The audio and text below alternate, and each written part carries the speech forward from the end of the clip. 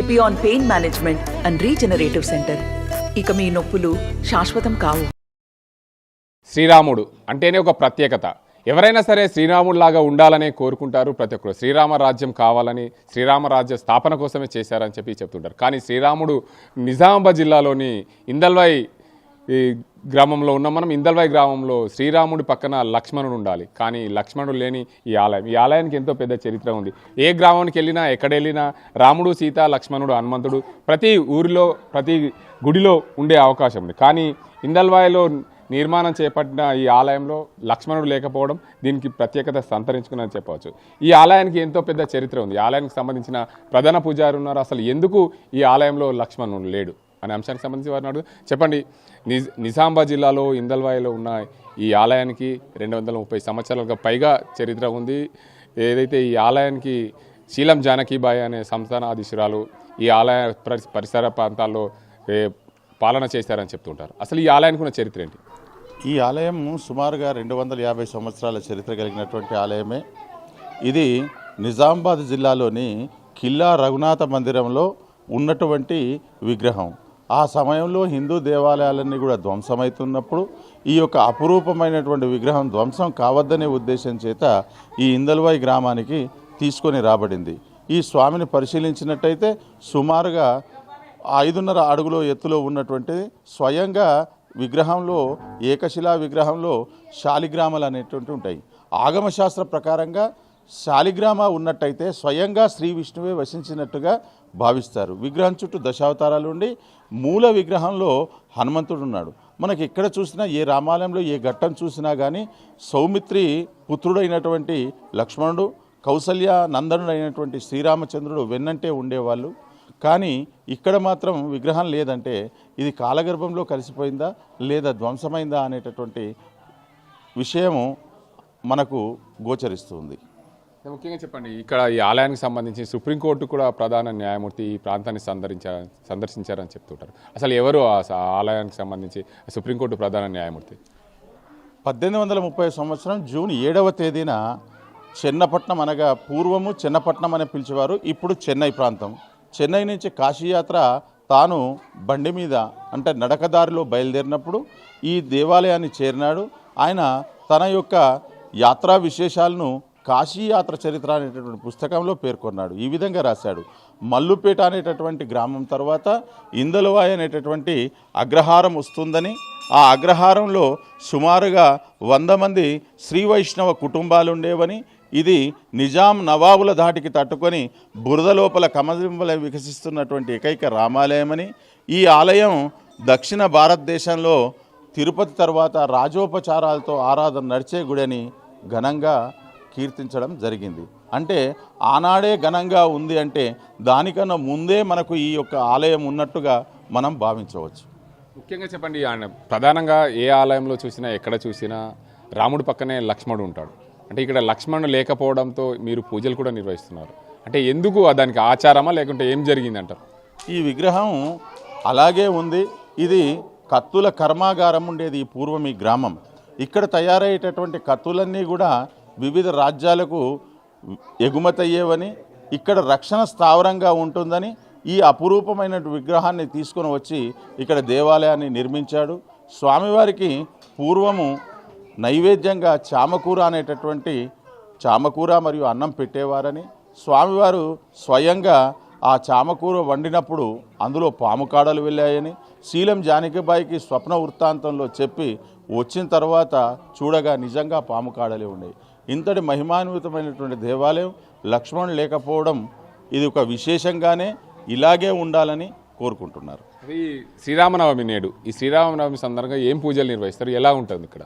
శ్రీరామనవమి రోజు ప్రతి దేవాలయంలో కర్కాటక లగ్నంలో 11:40 నుంచి 12:30 వరకు భద్రాచలాది పుణ్యక్షేత్రాల్లో కళ్యాణ కార్యక్రమాన్ని నిర్వహిస్తారు. కానీ ఇక్కడ విశేషంగా ఆ సమయంలో కర్కాటక లగ్నంలో జన్మించినాడని మనకు రామాయణం తెలుపుతుంది కాబట్టి జనన కార్యక్రమాన్ని చేసుకొని గోధూలి వేళ, అంటే ఈ యొక్క కళ్యాణానికి దేవతలందరూ కూడా విచ్చేస్తారు కాబట్టి ఒక చంద్రుడు రాడనే ఉద్దేశం చేత చంద్రుడు వచ్చిన తర్వాత ఈ యొక్క కళ్యాణం చేసుకోవడం ఇక్కడ విశేషంగా చెప్పుకోవచ్చు. అంతేకాకుండా ఉభయ రాష్ట్రాల్లో అనగా పూర్వము ఆంధ్రప్రదేశ్ ఇప్పుడు తెలంగాణ రాష్ట్రాల్లో ఎక్కడ లేని విధంగా సింహాచలంలో పున్న చెట్టు వాహనం ఉంది, ఇక్కడ మాత్రమే పున్న చెట్టు ఉంది. తిరుపతిలో కూడా లేదు, వీరే యాదగిరిగుట్ట అటువంటి పుణ్యక్షేత్రాల్లో లేదు. ఇదొక పున్న చెట్టు అనేటటువంటి విశేషంగా చెప్పుకోవచ్చు ఇక్కడ వాహనం. ఇవన్నీ కూడా వాహన సేవలన్నీ కూడా తిరుమాడ వీధుల్లోనే అనగా దేవాలయంలోనే జరుగుతాయి. ఒక రథోత్సవం చక్రతీర్థం మాత్రం స్వామివారు బయటకు వెళ్తారు. ఆ వెళ్ళి వచ్చిన తర్వాత రాజోపచారాలతో స్వామివారిని మళ్ళీ గుడిలోకి తీసుకొని రావడం జరుగుతుంది. ఇక్కడ చెప్పండి, మీరు గ్రామస్తులు ఉన్నారు చాలామంది, అంటే మీరు ఈ ఆలయానికి సంబంధించి ఏం చరిత్ర చెప్తుంది మీకు పూర్వీకుల సంబంధించి? అంటే ఇప్పుడు ఇంతకుముందు మన పంతులు గారు చెప్పినట్టు ఎక్కడ కూడా ప్రతి దగ్గర కూడా రాముడితోటి లక్ష్మణుడు అనేది విడదీయని బంధంగా ఉండేది. కానీ ఇక్కడ మా ఇందలవాయిలో విశిష్టత ఏంటంటే ఇప్పుడు పంతులు చెప్పినట్టు విగ్రహం రాముడు పక్కన లక్ష్మణుడు లేడు. కాకపోతే మా చిన్నప్పటి నుంచి కొన్ని కథనాలు ఏంటంటే ఇక్కడ ఈ మందిరంలో ఒక పాము సంచరిస్తూ ఉంటుంది, అదే లక్ష్మణుడిగా చాలామంది మన గ్రామస్తులు భావిస్తారు. రాముడి దగ్గరికి ఎప్పుడు వస్తుంటే ఇప్పటివరకు ఎవరికి కూడా అపాయం చేయలేదు. అయితే ఆ పాముని మేము లక్ష్మణుడిగా భావిస్తూ ఆనందిస్తుంటాం. మీరు చెప్పండి, మీది స్వయంగా గన్నారం గ్రామము, ఇక్కడికి ఎందుకు వస్తున్నారు మీ ఆలయానికి? శ్రీరామనవమి ప్రతి సంవత్సరము ఇక్కడ వైభవంగా జరుగుతుంది. కొన్ని దశాబ్దాల నుంచి నడుస్తున్నది, పూర్వం నుంచి. చాలా మంచి దేవాలయం. ఇక్కడ లక్ష్మణుడు లేడుగా రాముడు పక్కన, ఎందుకు లేడు? మొదటి నుంచి కూడా లేడు, కానీ పూర్వం నుంచే అంతే ఉంది, అంతే. ఇక మీరు చెప్పండి, మీ ఊరిలో ఏంది అసలు ఈ ప్రత్యేకత? లక్ష్మణుడు లేని రామాలయం ఉండడం ఈ మీ గ్రామానికి చేసుకున్న అదృష్టం. ఇక్కడ ఇందల్వాయి లోపల లక్ష్మణుడి రామాలయం అంటే ఇందల్వాయిలనే ఉంది. మొత్తము ఈ తెలంగాణ ఆంధ్రప్రదేశ్లో ఎక్కడ సుగా లేనటువంటి ఇందల్వాయి గ్రామం లోపల ఇంత పెద్ద విగ్రహం సుగా, మొత్తానికి ఈ 2 జిల్లాల లోపల సుగా, ఈ 2 స్టేట్ల సుగా ఇంత పెద్ద విగ్రహం లేదు. కాబట్టి ఇంత పెద్ద విగ్రహం ఇక్కడ మాది మారుమూల ప్రాంతం కాబట్టి ఇక్కడ ఎవరైనా ప్రజాప్రతినిధులు వచ్చి సుగా దేవుని సందర్శించుకున్నప్పుడు సుగా ఇక్కడ మాకు ఏమీ స్పందన లేదు. ఇక్కడ దీప నైవేద్యం గురించి సుగా ఎన్నోసార్లు మేము ఎంతోమంది లీడర్లను సుగా విన్నపించిన, ఇది ఎండోమెంట్లో ఉన్నదని సుగా ఇంతవరకు ఎండోమెంట్ నుంచి వారు సుగా ఇప్పటికీ ఒక రూపాయి ఇచ్చింది సుగా లేదు, దాతలు లేరు. ఇది ఇక్కడ మా విలేజ్ వాళ్ళే ఈ జాతర ఉత్సవాలు 15 రోజుల నుంచి మాకు ఇంచుమించు మాకు అప్పటి నుంచి పడితే ఇప్పటిదాకా అంటే ఒక 8 లక్షల రూపాయలు ఖర్చు చేస్తాయి. ఎందుకంటే గల్ఫ్ దేశాల చాలామంది పిల్లలు ఉన్నారు కాబట్టి ఇక్కడ విలేజ్ల పెద్ద మనుషులు, గ్రామాభివృద్ధి కమిటీ పెద్ద మనుషులు కాబట్టి వాళ్ళ తరపు నుంచి వీళ్ళ తరపున కొంతమంది దాతల తరపు నుంచి ఈ జత్రా ఉత్సవాలు జరుపుకుంటున్నాము. ఆ జత్రా ఉత్సవాల సందర్భంగా ఇప్పటి వరకు సుగా చాలా మాకు ఇక్కడ మా రామాలయం కోరుకున్న వాళ్ళు ఏ లీడరే కానీ ఇక్కడ వచ్చి హామీ ఇచ్చిన తర్వాత హామీని నెరవేర్చకుంటే వాళ్ళు అంతే సమాప్తమైపోయింది. ఇంతవరకు సుగా ఆ విధంగానే అయింది.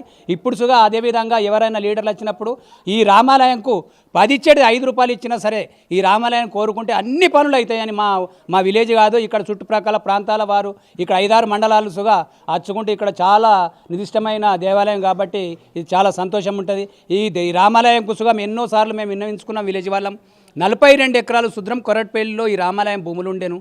ఆ భూముల గురించి మేము ఎన్నోసార్లు కలెక్టర్ కానీ పై అధికారులకు కానీ విన్నవించుకున్నా కానీ వారు ఎవరు పట్టించుకోలేదు. ఆ 42 ఎకరాలు ఎందుకున్నాయంటే ఈ రామాలయంకు ఖర్చులు కావాలని వేరే వాళ్లకు కౌలుకి ఇచ్చింది.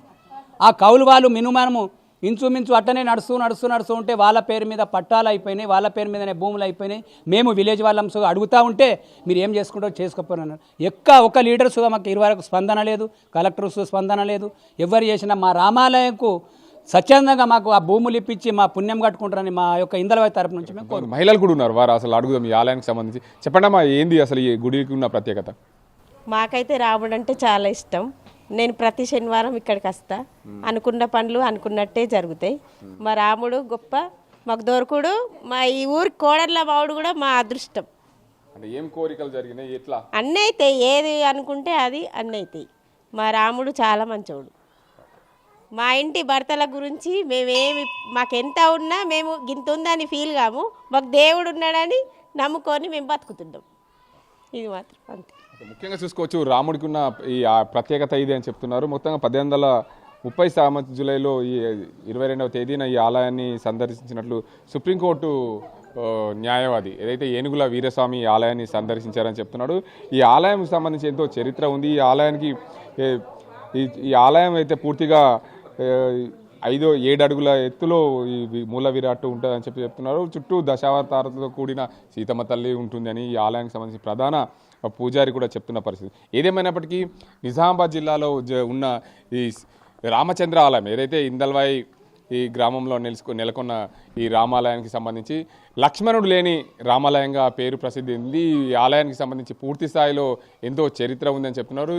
ఈ ప్రాంతాన్ని పరిపాలించిన శీలం జానకిబాయికి కూడా ఈ ఆలయానికి సంబంధించి ఎంతో చరిత్ర ఉంది. ఆమె వల్ల ఈ ఆలయం అభివృద్ధి చెందింది. ఇక్కడ నిజాం నవాబులను తట్టుకొని వెలిసిన కమలం వల్లే వికసిస్తున్న ఈ ఆలయానికి సంబంధించి ఎంతో పేరుందని చెప్పి నిజాం నవాబు కూడా మెచ్చుకోవడం జరిగిందని చెప్తున్నారు. ఈ ఆలయం పరిసరాల్లో ఏదైతే బ్రాహ్మణుల కోసం ఆగ్రహారాన్ని కూడా నిర్మించారు. ఈ చుట్టుపక్కల కూడా ఇక్కడే బ్రాహ్మణులు అందరూ ఉండి ఈ ఆలయంలో పూజలు నిర్వహించేవారని కూడా ఆలయానికి ఇచ్చిన చరిత్ర చెప్తుంది. ఏదేమైనప్పటికీ నిజామాబాద్ జిల్లా కేంద్రంలో ఉన్న కోదండ రామాలయం అక్కడ ఉన్న మూల విరాట్ని ఇక్కడ తీసుకొచ్చి పెట్టారు. దీనికి అంత చరిత్ర ఉంది. అప్పుడు ఈ ఇందల్వాయి ఏదైతే గ్రామం ఉండేనో ఒక ఏనుగుల ఇక్కడ ఆయుధాల కర్మాగారంగా ఉండేదని చెప్పి చరిత్ర అయితే చెప్తున్నారు. ఏదేమైనా నిజామాబాద్ జిల్లాలో లక్ష్మణుడు లేని రామాలయంగా పేరొందింది ఇందల్వాయి గ్రామంలోని రామాలయం. ఇది ఇక్కడ పరిస్థితి. కెమెరా పర్సన్ అజీంతో గంగారెడ్డి, RTV నిజామాబాద్. మరిన్ని వీడియోస్ కోసం ఛానల్ ని సబ్స్క్రైబ్ చేయండి. లేటెస్ట్ అప్డేట్స్ కోసం వాట్సాప్ ఛానల్ ని ఫాలో చేయండి. అండ్ లింక్ డిస్క్రిప్షన్ లో ఉంది.